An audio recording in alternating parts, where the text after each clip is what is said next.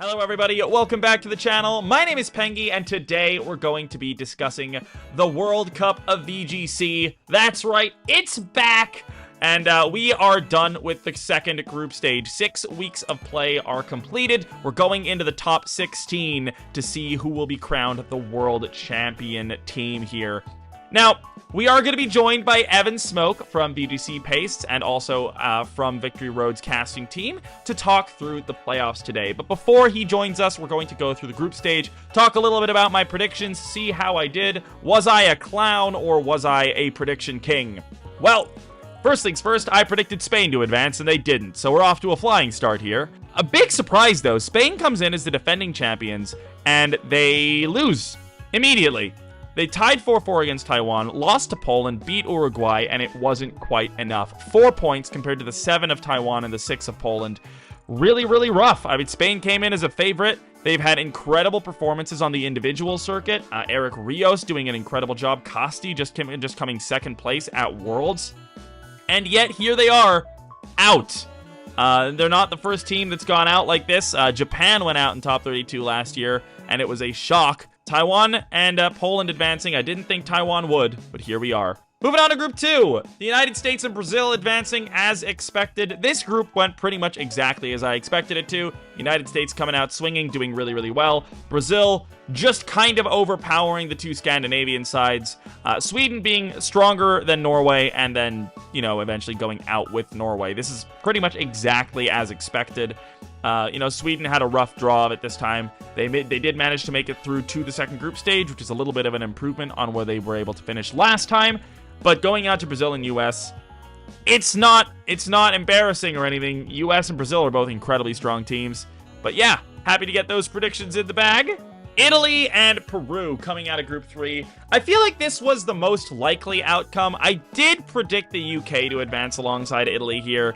It didn't quite happen. I mean, Ecuador is a really strong team too. This is a crazy group. Ecuador has some really, really, really good players. The UK has some really, really good players. Peru has some really, really good players. And then you have last year's runners-up, Italy, who just kind of ran the show. And I think Italy coming out with 19 set wins to 5 set losses is insane in this group. Like, the US did it too, but this group is way harder. So, like, the fact that Italy barely lost a single set, crazy. Like, actually crazy performance here by Italy. And they, especially with Spain out of the way already, maybe it's time for them to make it all the way to the top. They're definitely looking good for it. Down in Group 4, I was correct, I believe, here. I think I said India and Thailand were going to advance.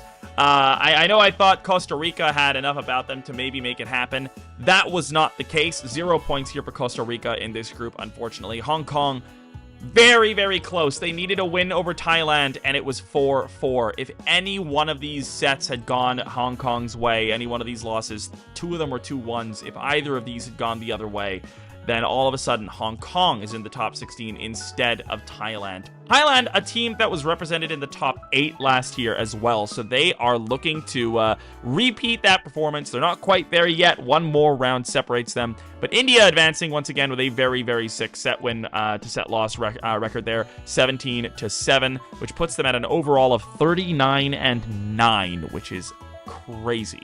Another surprise coming in here as Germany falls in the group stage. Now, Germany did not make the playoffs last year either. This year, their lineup was a lot stronger. They had players like Maurice Utek, they had Bigalino, they had people who had won regionals very recently in this lineup, and they didn't make it.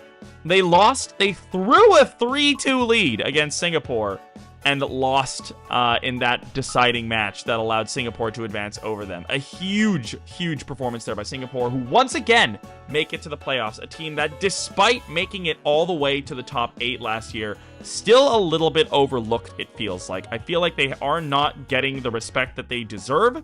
I feel like last year, a lot of the narrative was around Switzerland doing well. That was kind of the underdog story that was focused on a lot. And people just kind of shoved aside the fact that Singapore was doing incredibly well. And once again, Singapore is showing the world, no, we're not here as cannon fodder. We did not get lucky last year. It's not a fluke. We have just knocked out Germany in a direct matchup. And they even kind of took it to Japan. 3-5 against Japan is a pretty good result. I mean, it's a loss, but still, that's a very strong performance by Singapore. another team who was represented in the top 8 last year. So an impressive back-to-back run here by Singapore. Even if they don't make it any further, 2 times playoffs in a row for a team like for a country like Singapore that's not gigantic. It doesn't have the number of players that you would expect from a Japan or from a United States, right? But they have this incredible support system and like structure in their team that's allowing them to make this back-to-back happen. And it's really, really cool to watch. I hope they make it further. It's always a pleasure to watch these small teams upset the big giants like Germany. As much as I would have liked to see Germany advance, I have a bunch of friends on the German team. The storyline is cool. For Group 6, I had one request. All I wanted was for Puerto Rico to not go 0-3 and make me look like an idiot for predicting Puerto Rico to make it out of this incredibly difficult group. They ask you how you are, you just have to say that you're fine. Yeah, so anyway, France advances with Australia. I didn't expect France to make it just because of how rough their qualifying stage was. And this one didn't go super smoothly either. A 6-2 loss and then 2 5-3 wins is very, very close. However, they won the ultimate deciding match against China in Week 6. And that's the big story here. China is out. They made top 4 last year. And this year, they looked like they had an even stronger roster with players that had been performing incredibly well, like Chongjun, like Zhejiang. They still have some all-stars like Pengy. And it wasn't enough. France, for all of their shortfalls, losing 8-0 to Mexico, dropping 6-2 to Australia, when it came down to the wire and they needed to get the win, they got the win. This was an incredibly difficult match for them, and they still managed to take it out. They got the win over Zhejiang. That was a huge one. And that kind of led the charge for this French team. They managed to make it through on top of that win against China. It's a really impressive performance by them. Still not feeling the consistency from France. They're really just kind of squeaking their way through every stage, but they have made it to the top 16. And then going into Group 7, South Korea advancing in first, Netherlands advancing in second. Pretty much what I expected.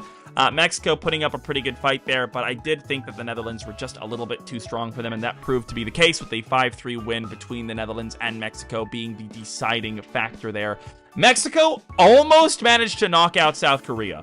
This, I remember, was 3-3, and Mexico, if they had gotten the 5-3 win, would have actually advanced over South Korea, which would have been absolutely insane. The Koreans, though, managed to hold down the fort, getting the draw. Really not a super strong performance by Korea in this individual week. Some of the big favorites like Ji-Seok Lee not managing to get the wins. And that really put them in a rough spot there. But at the end of the day, Mexico not quite able to close it out. Korea and Netherlands advance as predicted. And then finally, Group 8, my team is out. I don't want to go too much into it, but this was just a little bit sad. I said the group was going to be really, really close. The group was really, really close. You can see here, Canada and Switzerland are tied on every single tiebreaker that is listed here. We had to go so far down in the tiebreakers list that we actually beat them, and it did not matter. It was 4-3 for us going into the last match. Damo needed to win 2-0 against Willie to advance, and we would have beaten them because we would have been tied all the way down to head-to-head, and then we would have won. But unfortunately, head-to-head is the 5th tiebreaker, I think, and ahead of head-to-head is the number of individual games that each team won. But it basically came down to Damo needed to win 2-0 against Willie, and unfortunately only won 2-1. So, really quite sad. An incredibly close group. I did predict Canada to go through, so I was right about them at least. Argentina squeaking their way through with just one win, a draw, and then a win over Chile in the end. So they did manage to bring out the big performance when it mattered the most. So Argentina makes it through alongside Canada, and we can see the score up above my head. Not bad, not bad. Some people clowned on me for my predictions in the qualifying stage. I think I stepped it up a little bit, so I'm feeling a little bit better about how that went. We have the group stage out of the way, so let me go ahead and get Evan on the line, and we're going to talk about some playoff matches. All right, so now we need to talk about the actual playoff bracket, and to help me out with that, I've brought on the VGC stats master himself. It's Evansmoak VGC, the king of the pastes, the big boss of VGC pastes. Big shout out to VGC pastes. If you ever need teams, go look at VGC pastes on Twitter. You won't need teams anymore, I promise. How are you doing today, Evan? Doing great. You flatter me, Pengy. I'm very excited for this because I'm a I've been quite a major part in helping Victory Road staff for this year's World Cup, and after the journey like through 6 weeks from all these teams, it's really nice to see it kind of come to a small closure, right, to the top 16 teams, and it's very nice to see these how these stories came about all the way until now. Yeah, we have some really interesting things that we can talk about before we dive into the individual matches. For example, my personal big story to talk about is Spain is out. The defending champions are out. I mean, I think everyone expected Spain to do well. They were represented in the finals of Worlds. They have Eric Rios, who's arguably was the best player of the format. They have an incredible team, and yet, third place in the group behind Taiwan and Poland. And yeah, I mean, they only recorded a win this year after they were already mathematically eliminated. That's kind of insane. Yeah, they had a good roster as well, like intentionally for Series 12, and kind of didn't play out like how everybody expected.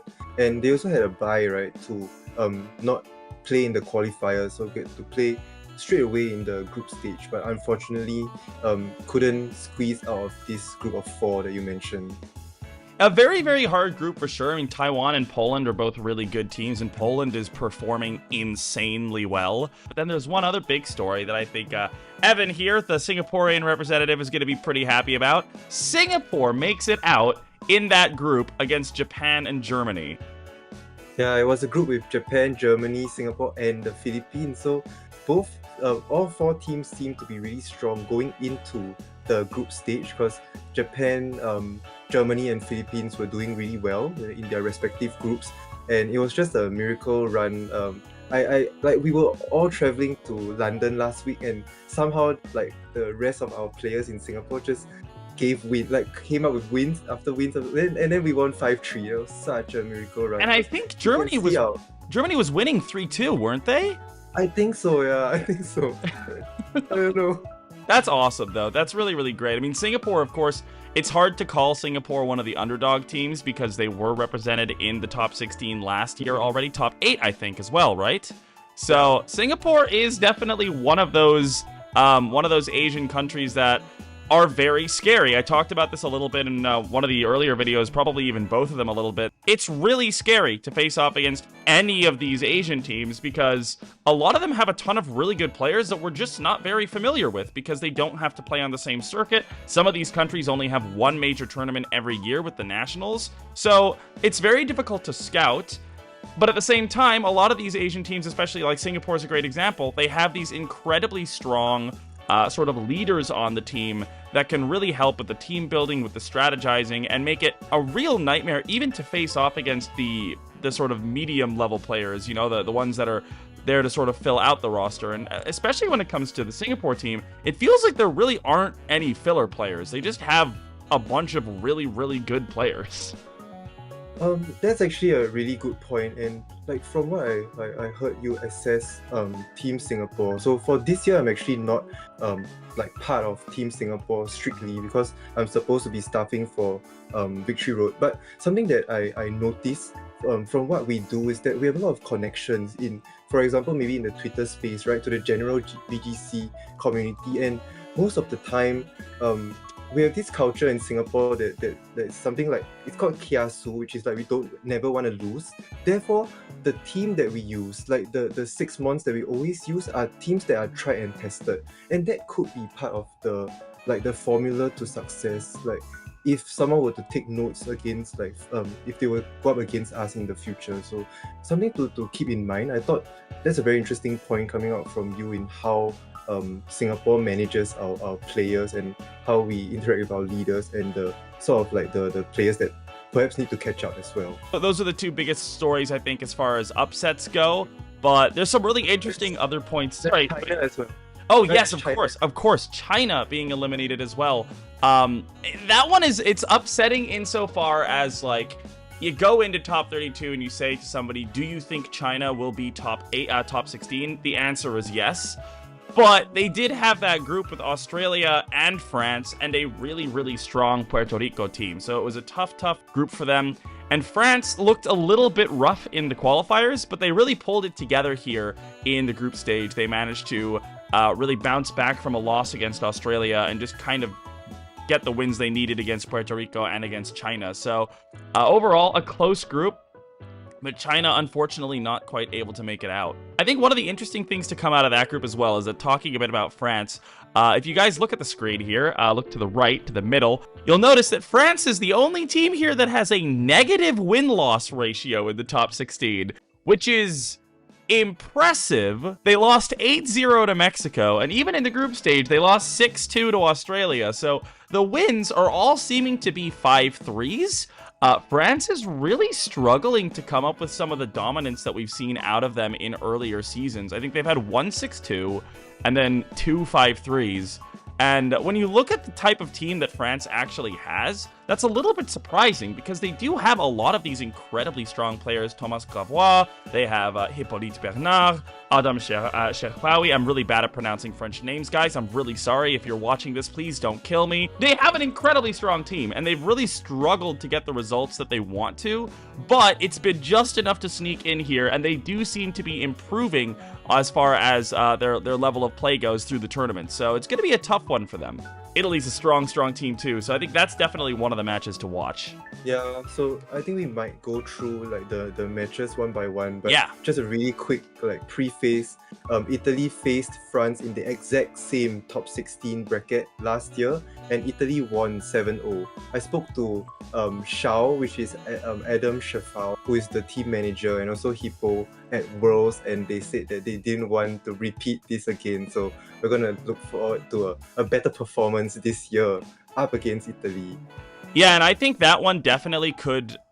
Honestly, it could go either way. I feel like, and I don't mean that in like either Italy could win or France could win, but like I mean it more in the fact that like France can win, but I could also see it being like a 6-1 kind of deal for Italy. If France wins, I think it's going to be a 4-3, a really, really tight one. They can do it, though, but they really need their big-name players like Hari, like Red Silver to win their games. You have a good point there, I feel like that might happen because of that, the history of how France always just ekes through, you know, towards the next round. Let's go down the list. We've talked a little bit about Italy, France, but let's go from the left. Taiwan versus Canada. Quick thoughts. What do you think, Evan? Both of them are new to top 16, like for once, right? But they were very dominant in all their seasons in 2021 actually. So they just fell short and couldn't qualify. And also now this year in 2022, where both Taiwan and Canada went 3-0 in qualifier stage, right? So it could really go either way. And I actually know both team, like most of their players pretty well, but I think Canada might be able to squeeze through because of how united they are, I feel. Exactly what I was about to say. Taiwan just came out on top of probably the most impressive performance in the group stage, beating out Poland, beating out Spain. Really, really sick performance there in Group 1. And I do think on paper Taiwan is a little stronger than Canada, but knowing the Canadian players personally, knowing how much they really want to make good on this opportunity, they have really, really strong players themselves. They have really creative minds, and Jean-Marc, their manager, is one of the best people in the scene at scouting. Now that Taiwan has already played 6 matches, there's a lot of information to go off of, and it might be enough for Canada to see this one through. I'm going to predict Canada. What about you? Oh, I'll go with Canada as well. I have a few more friends there. And what you said about scouting is really true, because the teams that Taiwan uses are more or less very similar in style. Like they always have this Sogalio and Kyogre core, and they seem to use it a lot. And a lot of their players tend to go with something that's more comfortable towards their play style. And I feel like Canada is a team of players that are flexible enough to adapt and to be able to bring a more unique team to try and take over the week. That's very, very true. I do think some of the Canadian players are a little bit one-dimensional in what they've been playing. NJ11 has really liked his little weather team. Turtle Mania's really liked his Rinya. But they're all capable of playing multiple teams, and they've had a little bit of a break now as well to sort of revisit things. I don't think NJ went to Worlds. He's had time to cook something up for top 16. Maybe he's going to change it up here. And this is also a really awkward spot when you're scouting on Taiwan's side, because you don't want to walk into a match against NJ11 with a bad matchup into the team he's used all 5 weeks. But he's had a long enough time to rebuild and like to come up with a completely new idea that you also don't really want to counter team it super hard either. It's kind of the issue I had last time when I played him in week 3. I wanted a good matchup into it, but I was like, part of my brain was like, surely he's not going to bring it 4 times in a row. Like, definitely not. And then he rolls up with the same team, and I just kind of got bopped in 3 games. But I think overall, this matchup could very much come down to scouting. We're both going to predict Canada. And let's move on to the next one. I think it's going to be a fun one to talk about. India versus Singapore. Singapore's return to the top 16 bracket. I believe India's first time at making it to top 16, right? Yep, it is. And for Singapore, I forgot to check what the lineup we sent for this year as compared to last year, but it's pretty similar. Let's see. So India versus Singapore. We could actually dive into this one a little bit closer. We've got Raghav against Lawayin. I'm really sorry if I'm getting these pronunciations wrong. Karthik is playing for India against Hakim Na. Abhay is going to be playing against Danvir Singh Narula. Rowan Hall against Melvin Ke. Devon Singh against Benjamin So. Varun against Harold Koo. And Vishy against Martin Teo. So I'm familiar with some of these Singaporean players, but I'm not familiar with the whole roster as much as you might be. So what are your thoughts on that 7 from Singapore? I think all of us have pretty similar skill levels, so I'm pretty confident with these 7 players. Like, this would be what we would say like the 7 best players for this year. And yeah, I'm excited to see how things go, actually. So I think the match to watch here is going to be that 4th game, Rowan Hall against Melvin Ke. I think Melvin Ke is like arguably the best player on Singapore. He's the most experienced. He's been around. I feel like of the Singaporean roster, he's the one that most of us in the West would sort of identify as like, oh, that's Singapore's main threat. Rowan Hall, on the other side, is 5-0 for India so far. A lot of these Indian players have an incredible win rate. We can see their overall set win rate is 39-9, which is obscene. But I think that is going to be the one to watch. If Rowan gets the win over Melvin, it's going to be a bit of a blow to the Singaporean side, and I think it's going to be tough for them to come back from that. But if Melvin gets the win, all of a sudden, that's one of India's best performers out of contention without a win. And that will really be a galvanizing message that Singapore can definitely take it to India and maybe manage the win. Yeah, I feel like this matchup overall is very even in terms of skill level from both sides. I know the Singaporean players really well, and I've seen a lot of these Indian players online, like maybe on like in online tournaments, or maybe on Twitch or on YouTube for Rowan, for example. So I think that this matchup can really go anywhere. It can even go down to like 4-3. And Singapore was also put in a similar situation last year in top 16 versus Peru, and we barely squeezed a win, 4-3 out of Peru, when Peru was dominating undefeated all the way until that point. So there could be an upset here, because India is definitely the ones with the favorites, right, of the group, and also their win rate is really just so sky high that it really seems daunting to go up against them. It really does. So my prediction for this one, I'm sorry, I think it's gonna be close, but I've got to go India, probably 4-3.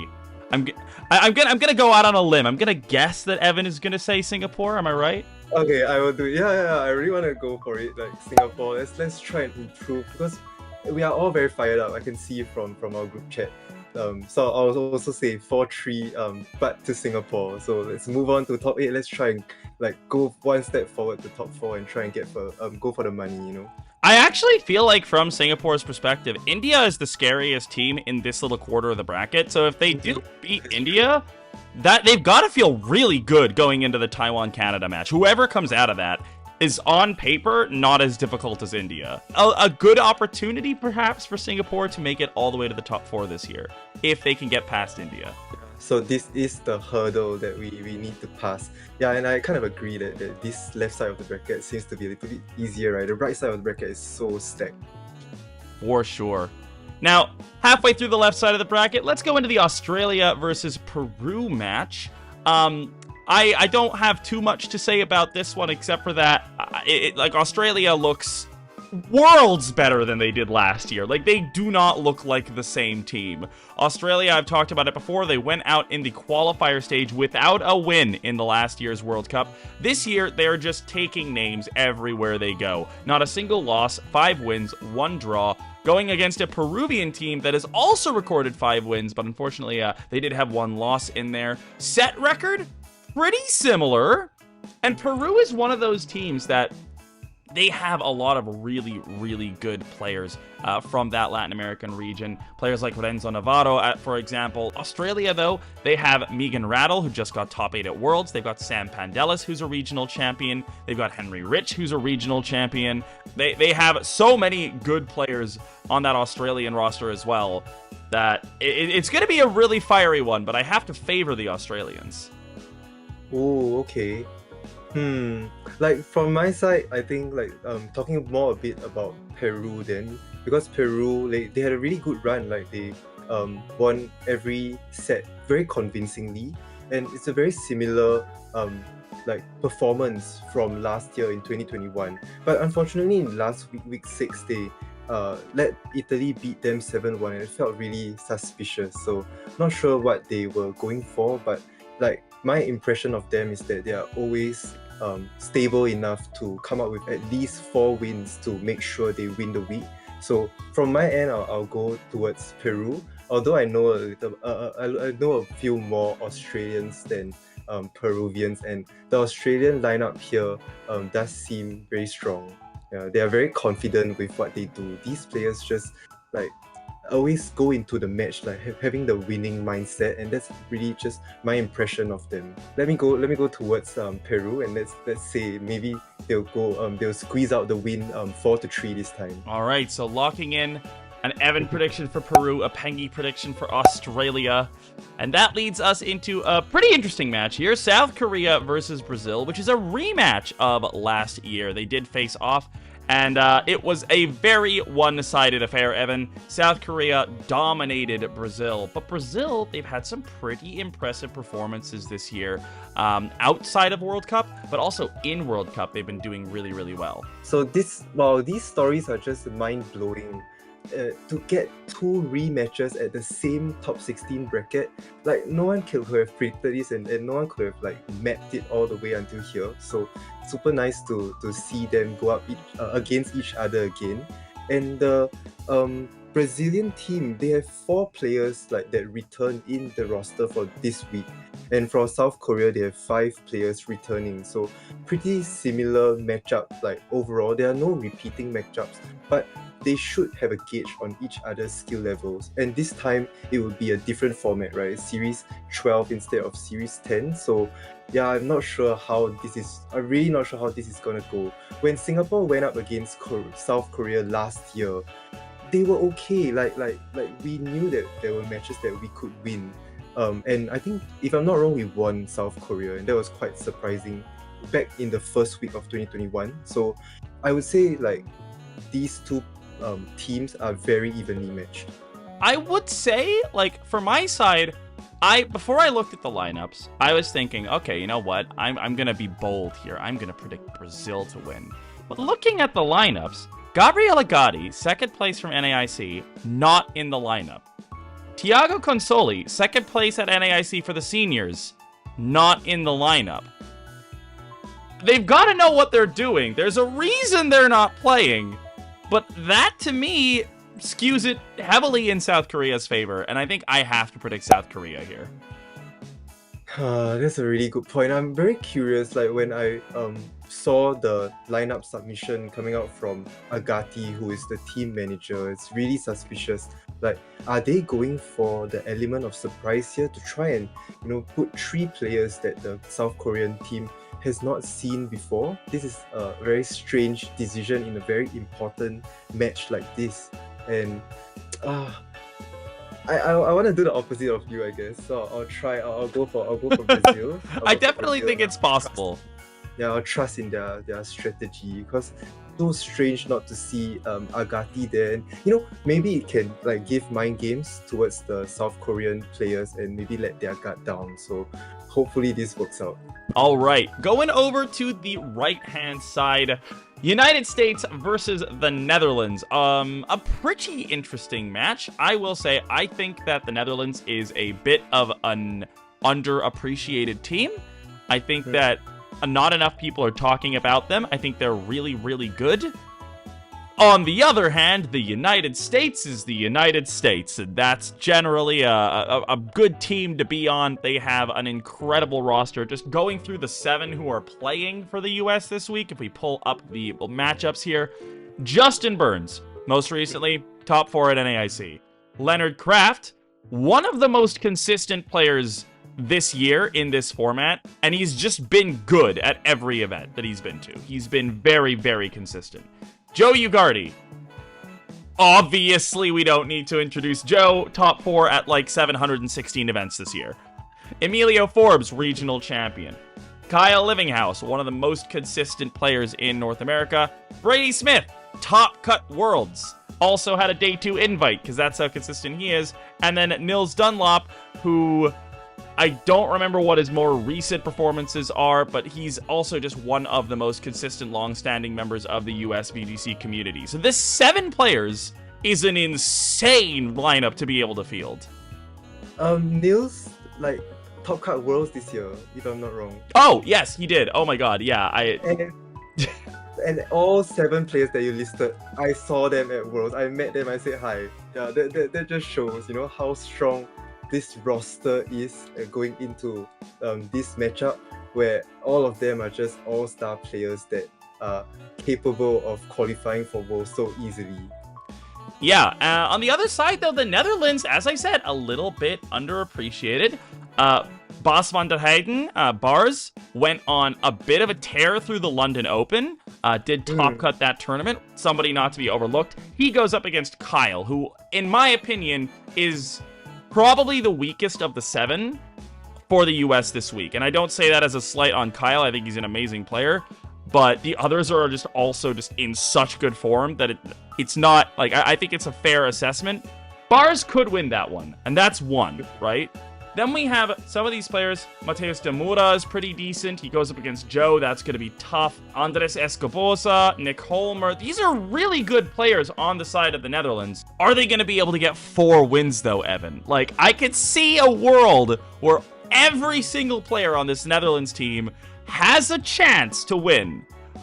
But, like, if we give them an average of, like, 20% to win, what's the likelihood of them actually getting 4 wins? Not that high. On my side, I will predict the Netherlands then. Because they are no strangers to top 16. Like very similar to Peru that I was talking about just now. Like, most of their wins are... Oh no, I mean France. I think France, Peru, pretty similar.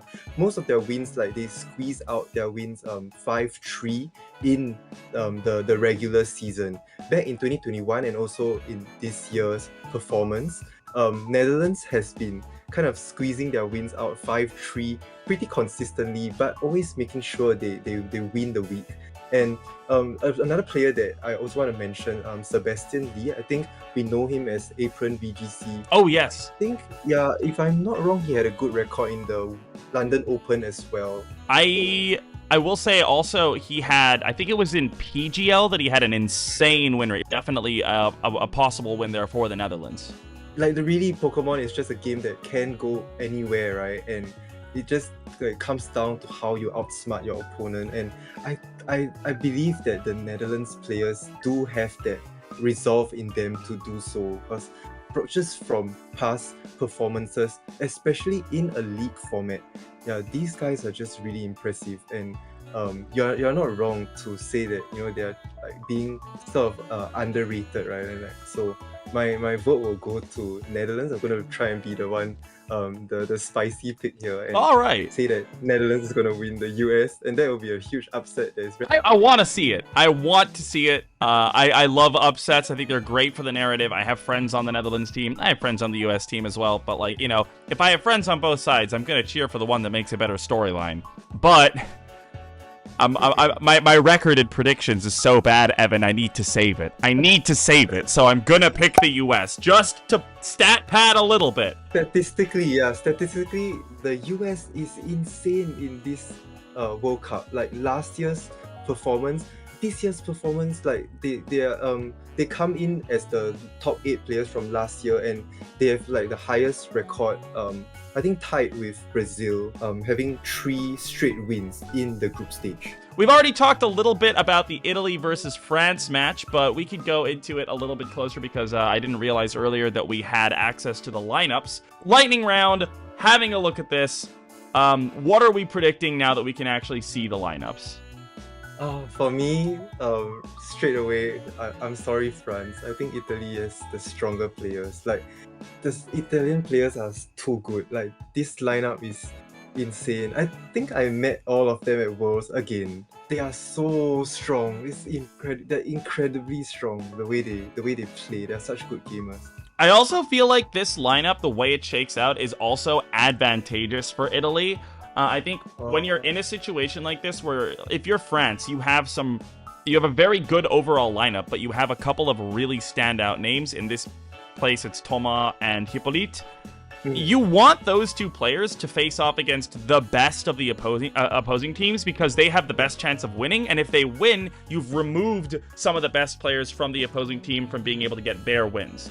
I don't think that's happened here. All of Italy's team is strong, but they didn't manage to put Thomas or Hippolyte into Pado or anything like that. They end up hitting Luca Ceribelli and Leonardo Bonanomi, who are both very good players, but I don't think they're quite as scary as Flavio Del Pidio or like Giulio Tarlao. Yeah, well said. Well, that's a really good point, and it's just unfortunate how the things, like how the matchups were aligned right this way.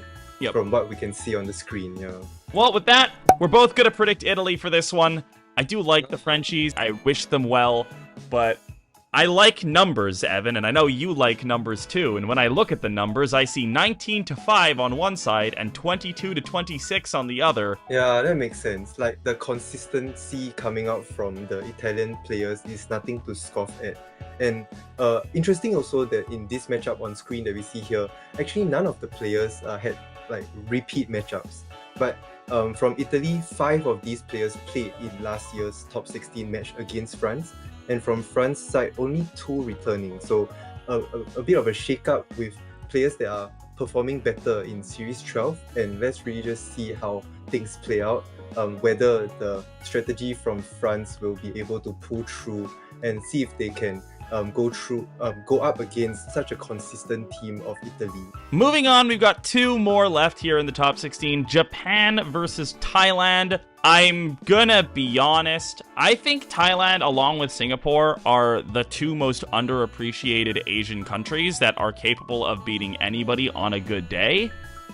I also think this is the least interesting match, potentially, because Japan did not mess around this year. Last year, Japan did pretty poorly. They went out in groups. And this year, the lineup they came with is insane. Ko Tsukide, they've got Hirofumi playing, they've got Yosuke Takayanagi, they've got all of these players that we saw at Worlds performing really, really well. As a reminder, it's incredibly difficult to even qualify for Worlds out of Japan. You have 1 opportunity in a best-of-1 tournament. They've been through it trial by fire, and they've come out as some of the best players in the world. I mean, of course, Hirofumi, the leader maybe of this one, but like they have just so many incredible players. Thailand is in a similar situation to Singapore, I think, where they have those really, really good leaders, where they have players like Nontaro to sort of lead the line, and then all of these other players who are also really good. Like, Thailand has a really good, vibrant scene. They have it about them to beat just about anybody. Unfortunately, they have to try it against Japan. And I don't know, Evan. I don't see it. I will root for Thailand then. I will root for my Southeast Asian brothers.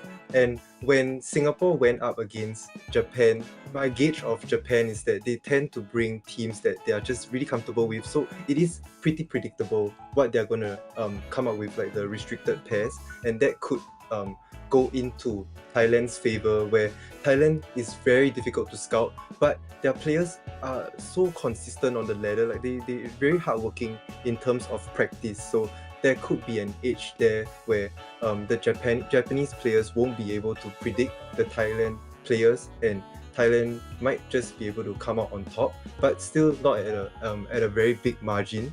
The Japanese players are just so stable in the way they play. So I would go with a 4-3 win, and that could make a very nice story. So I'm rooting for Thailand here. If Thailand even makes it 4-3 with them on the losing side, that's a very, very good match for them. That's a great result. I'm gonna say, like, Japan has had a surprising number of 5-3s. I will say that. Like, they're also in the club of, like, they're not coming in and destroying everybody 8-0 the way India is. So, it's definitely possible. I do have to look at Japan, though. I mean, they're so close to the money, and they have so much to prove here. The Japanese scene was not happy with that 2021 performance. So there's a lot of pressure on these players as well, which is going to lead them to prepare exceptionally hard. And just they want to redeem their national pride after getting embarrassed in 2021. And I think they're just going to kind of just steamroll through Thailand here. You're right. They did bring their all-star team this year, and it really made sense. These players' performances in Series 12 are very, very impressive. And then from Thailand's side, like another point that maybe I would want to make is that they actually made top 8 last year, right? They actually went through to go past this top 16 phase. So they are no strangers to this, and let's see how they are, like how hard they work towards achieving that again. Speaking of teams that have been in the top 16 before, Argentina versus Poland. Poland making their debut in the top 16, but Argentina returning from last year. This one is potentially very, very interesting. I will say I feel like Poland is just so good this year. I think Poland has it. Like, I think Poland is just going to win. I think Argentina, they've had a couple of ties in there. They struggled to get the momentum they wanted in the group stage. They did eventually get it with a win over Chile in the last week, but a very, very tough group stage for them. And Poland, on the other hand, went through a group with Spain in it and dominated Spain. So I think overall, while Poland did have a bit of a struggle in the last week of the group stage, I think that they are in a good spot here to take this one down, and I think Poland will come out on top. I will have to agree with you here. I thought that Argentina's performance in last year and this year in general is just kind of a lucky run from the way things played out in their groups. Like, they were just able to get into this top 16 off of 2 ties and 1 win. So if something were to go different, in one of those ties, then they would have not been able to go through because they lost, right? They wouldn't have had enough points. So let's see how this goes, because like how you say, Poland's performance, especially this year, is just really impressive. What an insane run. And that does it for top 16. So let's do a bit of a lightning round of questions for you, Evan. Who is your let me see, who is your favorite to win the tournament? You're not allowed to say Singapore. Who is your favorite to win, and who do you think is the best dark horse that might be able to win? Well, first of all, here's a little insight with Team Singapore. We were so surprised to be able to get to top 8 last year, and then going up against China was such a such an uphill battle. It just felt so stressful and demoralizing. So like, we'll just see how things go, and then since we've done it before, we want to take it easy to tackle this top 16 bracket. So I myself might not be that confident in Singapore again to be able to replicate what we did last year. So from my end, man, I don't know whether I want to go against some of my predictions, because I really do have United States at the top. Like the lineup is just too crazy. It's too good. Fair enough. You're allowed to say US, and then you're hedging your bets that way, because if US loses to Netherlands, you win. But if Netherlands wins, maybe you still win. Yeah, I'm going for the US. All right. And who do you think is your underdog story who could make it? Oh, next I want to go for Italy. All right, US and Italy. I'm gonna say, should I do a hot take? Evan, should I do a hot take? I think you should do the logical take because of your record, your predictions. True, but if I do a hot take and I'm wrong, it's okay because I said it was a hot take, and then I can say I knew this was gonna happen all along. I did it for the content. My hot take is that Poland is gonna win the World Cup. That's my hot take. The finals of the World Cup is gonna be India against Poland. That's my incredibly hot take. Poland has to get through Argentina, Japan, and the US. So, like, Yeah. it literally could not be a hotter take, but I'm going to believe in the Polish squad. I think they've got an amazing team. I've got some friends on that team as well, so we're going all in on Team Poland. And if they win, I will buy a Polish flag and hang it off of my balcony for at least one day. Oh my God. Whatever Poland's Independence Day is. Yeah, when you said it makes perfect sense just because of how dominant they are, and like their performance goes all the way back to the qualifier stage, right? So like having this momentum to come all the way to top 16, I think I can see that happen really. On the other side, India's run is going to be crazy as well. They have to beat Australia, they have to beat South Korea or Brazil as well to get to the finals to fight against Poland. So True. it's really hot. Yeah. Well, that I think does it for us here on the final World Cup sort of pre-game analysis show. Really wonderful to have you on the channel, Evan. It's been great to have you. Thanks really for having me, and I really appreciate you for joining, like kind of joining us in the casters team, and also just really being part of my life and part of this adventure. Aww. Yeah, like very very nice to have you as a good friend, and I'm just so excited to join you in this as well, to talk about stories and kind of prime each other, for casting the top 16 matches coming up soon. That's right, guys. We are on the casting team, of course, for World Cup. If you've been watching on Twitch, you've probably seen a fair bit of both of our faces over there. But definitely go follow the stream at Victory Road VGC. Check out the Victory Road Twitter as well.